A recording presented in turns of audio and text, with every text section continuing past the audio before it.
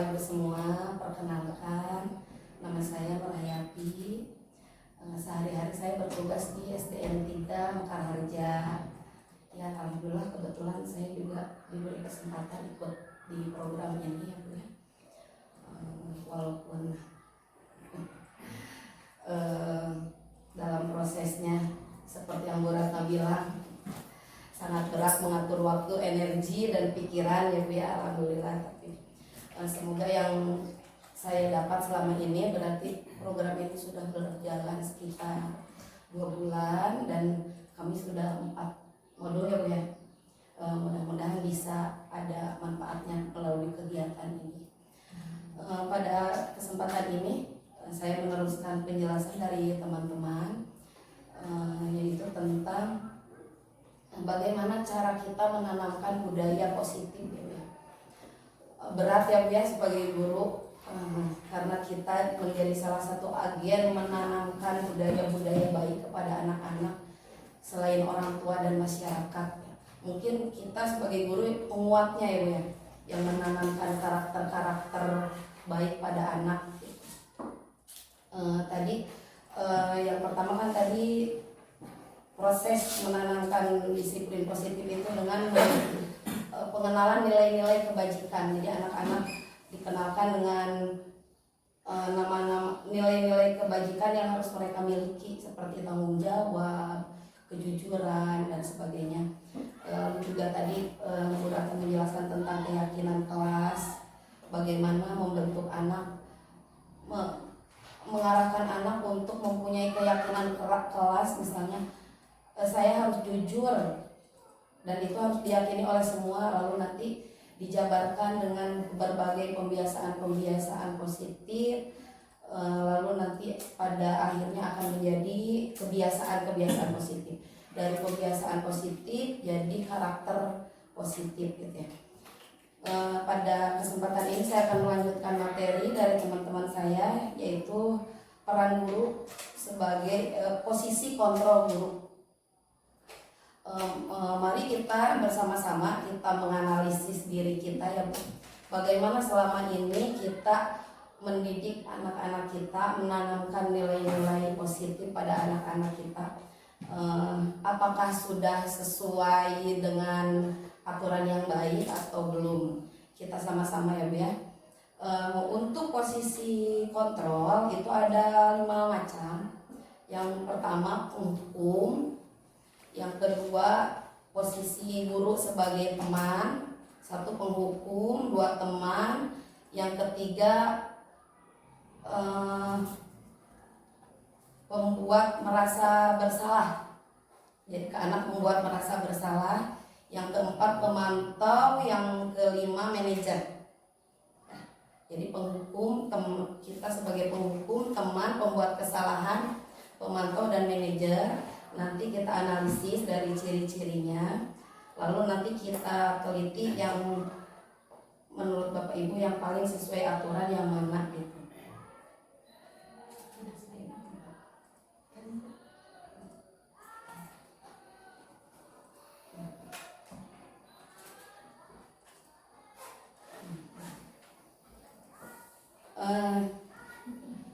Coba saya ini ya, kita analisis.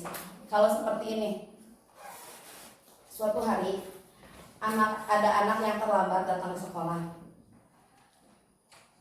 Lalu kita panggil anak tersebut, misalnya namanya Anto aja. Anto kesini. Anto sini. Oh suaranya Anto, lupa. Jangan Anto. Misalnya Budi. Anak jadul. Budi. Coba Budi sini. Ya, ini dianalisis ya. Ini posisi kontrolnya namanya apa? Budi, kenapa kamu terlambat? Ibu kecewa sama kamu. Kamu tuh seneng ya kalau ibu dimarahin sama kepala sekolah? Udah berapa kali ibu ngomong sama kamu, jangan terlambat. Kamu diulangi lagi. Kamu bikin ibu sedih aja. Kira-kira posisi apa yang digunakan oleh guru tersebut? Yang ketiga, posisi yang ketiga merasa bersalah. Ya, membuat anak merasa bersalah. Ya. Lalu yang kedua, Anto lagi terlambat. Oh, Budi terlambat. Budi, sini kamu. Kamu tuh ya terlambat lagi. Tiap hari terlambat. Keliling lapangan 10 kali. Itu kira-kira posisi sebagai penghukum. Ya. Lalu yang ketiga, posisi apa ini? Budi lagi terlambat. Budi terlambat lagi, Budi. Kenapa sih? Kata ibu juga kan jangan terlambat. Ayo bantu ibu Aguna, jangan terlambat terus. Ya, udah bager kamu mah, jangan terlambat ya. Demi ibu, ya harus jadi anak baik kamu. Itu posisi apa? Teman. Posisi teman. Ya pintar udah nggak usah dijelasin. Lalu selanjutnya posisi ini. Budi, kamu terlambat lagi hari ini. Kamu sudah tahu aturannya bagaimana? Kamu tahu hukumannya apa kalau terlambat? Tahu Bu, saya tidak boleh mengikuti pelajaran selama 1 jam, atau saya mendapat poin hukuman sebanyak 10 poin. Nah, itu kira-kira posisi sebagai manajer. Manajer atau pemantau? Kalau itu mah kalau menurut saya sih lebih cenderung ke manajer. Ke manajer. Menggambarkan kalau Tahu kan sanksinya? Tahu kan aturannya? Tahu kan poinnya berapa kalau terlambat? Itu kira-kira manajer. nanti kita koreksi ya Bu ya. Yang terakhir, Budi, kamu terlambat ya. Kenapa kamu terlambat? Maaf Bu, tadi saya bangunnya kesiangan. Kenapa kesiangan? Karena saya tadi malam bermain HP sampai larut malam, sehingga saya tidurnya terlalu malam. Akibatnya saya bangunnya kesiangan. Menurut kamu bangun menurut kamu hal itu benar atau salah? Salah Bu. Seharusnya yang benar bagaimana? Saya harus tidur lebih awal, saya harus bisa mengatur waktu, saya harus bisa datang tepat waktu ke sekolah sehingga saya bisa mengikuti pembelajaran dengan baik. Oke, berarti selanjutnya kamu tahu apa yang harus kamu lakukan? Iya Bu, tahu. Saya selanjutnya akan lebih bisa mengatur waktu saya. Itu apa Bu? Manajer. Manajer. Solusi. Kalau yang tadi? Mantau. Yang memberi poin? Ya. Pemantau. Ya betul Bu. Yang tadi yang kamu nggak kasihan sama ibu itu sebagai teman. Kalau yang kamu sudah tahu kan ini ada poinnya, kamu kan sudah tahu ini ada hukumannya, itu sebagai Penghukum. pemantau. Kalau yang keliling 10 lap itu penghukum. Itu penghukum. Yang saya ulangi, yang penghukum yang tadi keliling 10 kuriling. Nah, 10 keliling itu penghukum. Kalau yang tadi yang ayolah bantu ibu, kamu nggak kasihan sama ibu, itu sebagai teman. Oh itu pembuat rasa bersalah itu. Ibu kecewa sekali sama kamu. Berapa kali ibu harus memberitahu kamu? Itu jadi membuat anak merasa bersalah.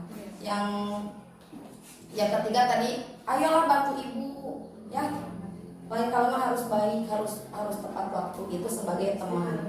Yang keempat yang menyatakan ada aturan, ada poin, ada hukuman, itu sebagai pemantau. Nah yang terakhir yang dijelaskan, kamu kenapa terlambat? Kamu tahu kan seharusnya kamu seperti apa? Kamu nanti kedepannya akan seperti apa? Itu namanya posisi manajer gitu ya. Jadi ibu-ibu, menurut penjelasan dari Ibu Fasil, yang harus kita terapkan dalam pembiasaan dan penanaman budaya positif di sekolah kita sehari-hari adalah posisi sebagai manajer, betul Pak. Sebagai posisi kita ambil posisi sebagai manajer, karena dalam posisi manajer kita memberikan solusi kepada anak. Jadi setelah kita ajak bicara anak, setelah kita ingatkan, anak tahu untuk selanjutnya dia harus seperti apa gitu. Kalau dalam posisi pemantau memang baik ya Bu, dan seringnya kita gunakan malahan untuk sekarang. Cuman anak-anak belum tumbuh kesadaran internnya, belum tumbuh kesadaran intrinsiknya. Jadi anak-anak itu baru dalam fase takut hukuman gitu, belum ke oh saya ingin tepat waktu karena saya ingin belajarnya baik, nggak tergesa-gesa dan sebagainya gitu kan ya. Jadi tujuan kita dalam penanaman budaya positif itu kita ingin sampai muncul dalam hati anak itu kesadaran dari dalam diri sendiri. Jadi anak itu tidak lagi takut hukuman, tidak lagi takut ancaman guru dan sebagainya. Tapi untuk finalnya anak-anak itu sampai tumbuh kesadaran dalam dirinya, saya ini ingin jadi anak yang baik, anak yang jujur, anak yang tepat waktu, anak yang tanggung jawab, dan nilai-nilai kebajikan lainnya. Mungkin seperti itu. Mungkin selama ini termasuk saya pribadi kadang-kadang sering menggunakan posisi kontrol sebagai teman. Ya, posisi teman itu nyaman untuk anak. Cuman anak-anak ya kadang-kadang nurutnya sama ibu guru itu aja gitu. Hanya saya nyaman sama ibu itu bager gitu. Untuk posisi pembuat kesalahan itu justru lebih buruk karena anak merasa gagal. Saya gagal, saya ngecewain mama, saya ngecewain ibu guru, saya terjadi jelma teh dan sebagainya gitu ya. Jadi mari kita setelah tahu ini ya Bu ya, bersama-sama mungkin walaupun sulit kita menuju ke posisi guru sebagai manajer. Mudah-mudahan bisa ya Bu ya. PR untuk kita semua masih sangat panjang. Mungkin dari saya boleh bertanya Kak? Boleh. Sedikit mungkin ya yang saya tanyakan ya Bu, kalau misalnya di posisi siswa SD mungkin bisa ya kita diperankan guru sebagai manajer, karena apapun kondisinya kalau anak SD pasti nurut. Tapi kalau saya lihat apakah mungkin hal tersebut bisa diterapkan dalam waktu singkat untuk anak sekelasnya anak SMK. Kenapa? Karena kalau balik lagi ya, semua guru juga harus memerankan dirinya masing-masing sebagai manajer. Dan kalau saya lihat kan belum semua guru juga jadi CPG, ya kan? Itu perlu proses yang panjang. Mungkin salah satu caranya ibu sebagai leader ataupun sebagai penebar, ya penebar karena sudah jadi guru CPG yang harus banyak menyampaikan, menginformasikan kepada guru, ya agar semua guru tuh memahami gitu peranannya. Karena rata-rata nanti anak pun tetap akan nurutnya seperti yang ibu bilang, hanya ke guru tersebut aja. Kenapa? Karena dia yang memerankan dirinya sebagai manajer. Yang lain kalau tidak menerapkannya sama juga. Itu mungkin yang ingin saya tanyakan, bagaimana solusi yang terbaik gitu ya.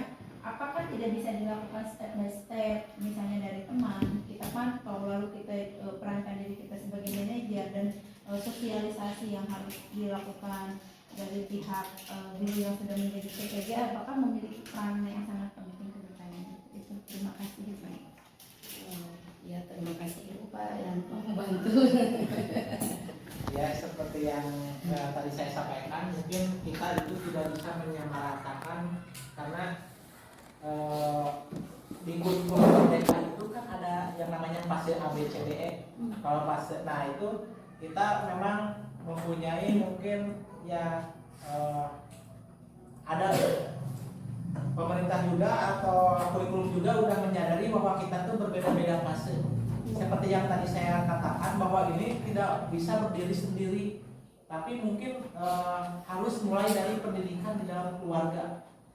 Makanya misalkan kalau misalkan ada suatu kasus, ini pernah dibahas juga seperti ini, tiap hari kesiangan, tapi tiap hari itu diantar oleh orang tuanya. Kira-kira posisi kita gimana gitu? Udah kesiangan tapi diantar sama orang tua gitu. Jadi kan kita itu harus berebut bersama-sama semuanya gitu. Semua unsur. Nah, ini adalah tantangan yang terbesar kalau melihat dari kurikulum Merdeka itu, melihat kegagalan-kegagalan kurikulum yang katanya kegagalan kurikulum sebelumnya itu seperti itu. Jadi tidak ada kolaborasi antar fase-fase yang tadi saya bilang, fase dari PAUD, fase A, fase B, fase D. Nah, itu kita harus kolaborasi dengan tujuan yang sama. Insya Allah jika kita dengan fase A, B, C berposisi sebagai manajer, itu tidak ada hal yang tidak mungkin. Ini kalau yang saya baca itu di Norwegia seperti itu, anak itu cuma belajar 3 jam di sekolah, cuma 3 jam, tidak seperti kita 8 jam di sini. Ya 8 jam kan ya dari jam 7 sampai jam 4. Itu di Norwegia itu cuma 3 jam. Tapi ketika posisi orang tua ini dikasih proyek, ketika pulang itu bukan langsung pulang, tapi anak itu melakukan riset sendiri secara mandiri. Dan itu yang diharapkan di profil pelajar Pancasila. Ada kan kalau Pancasila itu yang pertama meningkatkan religius kita, terus kegotong royongan. Nah di kita itu kemandiriannya itu yang lemah, sama kolaborasinya, kerjasamanya. Kolaborasi misalkan kita itu misalkan anak hebat suatu itu tapi tidak bisa mengimbas kepada yang lain. Mungkin saya juga bukan guru yang hebat untuk bisa menularkan, tapi saya mulai dari itu ini cuma usaha saya untuk bisa menularkan kepada itu. Nah itu kolaborasi itu memang hal yang sulit. Nah kolaborasi itu bukan hanya untuk di dalam satu sekolah, tapi harus lintas sekolah. Makanya dari fase ABCD harus ada kolaborasi. Kalau misalkan satu aja fase ada yang itu, mungkin itu kita hanya bisa menunggu kegagalan. Kalau misalkan di SD-nya udah bermasalah, di apalagi di orang tua. Saya pernah menjumpai anak seperti ini, Bu. Anak itu dari SD, SMP itu berprestasi. Tapi ketika di wali kelasan oleh saya, itu nilai-nilai semua turun, tidak pokoknya bermasalah sekali. Setelah diteliti, saya home visit itu kan ada karena ada keretakan rumah tangga keluarga. Itu pernah ada yang terjadi. Makanya ini tidak bisa berdiri sendiri, tapi harus semua pihak, bukan hanya guru, tapi orang tua, lingkungan juga. Makanya di sini dikatakan budaya positif lingkungan, bukan hanya sekolah. Mungkin gitu aja tambahan dari saya. Mungkin ada yang lain, ada yang mau tambahkan? Ini udah jalan.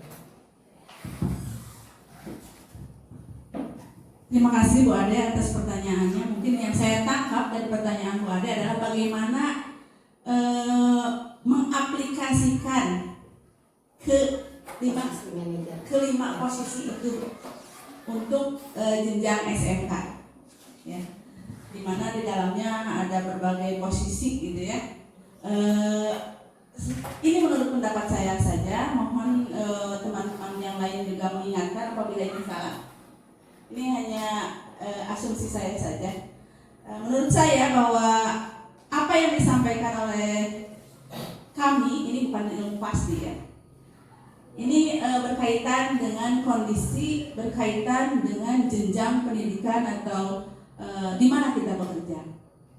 Tentu saja ibu bapak guru memiliki pengalaman yang berbeda dengan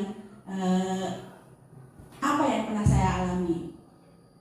Selama saya di SMP, untuk jenjang SMP, mungkin saya akan melakukan ini, itu, dan ini cocok untuk saya, gitu ya. Dan setelah saya belajar tentang posisi ini, saya juga menyadari bahwa untuk menjadi posisi manajer, ini yang mungkin harus guru yang punya jam terbang tinggi, gitu ya, harus punya treatment tertentu seperti itu. Untuk jenjang PAUD tentu saja ini berbeda. Kita lihat jenjangnya tentu saja Bapak Ibu. Untuk yang SD, SMP, SMA, semakin berjenjang ke atas, menurut saya ini semakin rumit.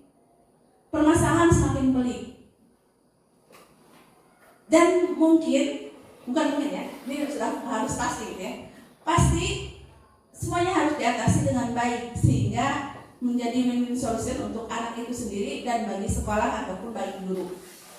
Silakan ibu bapak guru semuanya menggunakan 5 posisi ini, tidak harus ditinggalkan posisi teman menurut saya. Jadi ada ketika fase kita menjadi teman sebelum kita berakhir menjadi seorang manajer. Kita dekati saja dulu seperti teman. Ada treatment anak tertentu yang kita tidak bisa menjadi manajer langsung buat dia.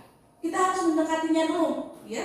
Hukuman mau tidak mau memang ya ada gitu ya. Tapi ya itu yang digunakan juga manajernya harus diterapkan. Jadi kita menggunakan hukuman yang bermanajer lah gitu ya, yang sesuai gitu ya, sesuai dengan kesalahan anak. Anak melakukan kesalahan yang luar biasa, bahkan mungkin untuk anak SMK lebih mengarah ke hukum ya. Kita tidak bisa hanya, kamu ingat tidak bahwa manusia itu harus jujur. Padahal itu sudah pelanggaran hukum gitu ya. Ya minimal seperti pelanggaran pencurian, narkoba seperti itu kan dilakukan oleh jenjang-jenjang anak SMK. Asal anak SMP mudah-mudahan jangan sampai ini terjadi. Untuk jangan lah gitu ya. Semuanya, tapi kan mau tidak mau ada saja ya yang di luar perkiraan kita. Kadang-kadang guru itu terkaget-kaget, kok bisa sampai seperti ini gitu. Itu bukan waktunya. Tapi ini anak zaman sekarang berbeda dengan zaman kita dulu. Anak-anak berkembang dengan kondisi zaman yang berbeda dengan kita, ya. Jadi kitanya harus ikuti. Menurut saya seperti itu. Bahwa posisi-posisi yang lain yang ditinggalkan, ya, kolab lah. Kita bertahap dulu berjenjang gitu ya. Tapi jangan lupa ya itu yang terakhir tadi menjadi seorang manajer itu idealnya seperti itu, gitu, ya. Itu mungkin Bu Ade kalau kurang puas itu lebih bagus ya. Saya tidak bisa memuaskan Bu Ade. Mungkin teman saya ya. Sedikit lagi ya, sedikit aja. Ya tadi kata Ibu kalau di SD lebih mudah gitu ya Bu dibanding di SMK. Mungkin ya mungkin bisa ada benarnya juga karena anak SD kan ya masih sederhana lah kenakalannya, terus anak-anaknya juga masih kecil, masih lebih mudah untuk diarahkan. Tapi betul saya jadi keidean sama Bu Ratna di collab aja Bu ya, misalnya jadi penghukum tapi ujung-ujungnya kita luruskan dengan posisi manajer, dengan posisi teman, lalu ujung-ujungnya nanti kita ya terapkan juga sebagai posisi manajer. Terus mungkin yang satu lagi ya Bu ya, selalu saya ungkapkan bahwa pendidikan itu kan proses ya Bu ya. Pendidikan itu proses dan kita juga tidak akan langsung mendapat hasil. Misalnya anak SMK mah susah dan sebagainya gitu ya. Mungkin kalau dia untuk menghadapi anak SD sahabat segini, untuk anak SMK segini gitu ya. Tapi ya mudah-mudahan kita semua gak berkecil hati ya Bu ya, dan selalu bermimpi anak-anak kita suatu saat akan seperti apa, sehingga kita akan tanpa kenal lelah membimbing mereka untuk menjadi seperti mimpi kita. Dari saya cukup sekian, dilanjutkan ke materi selanjutnya.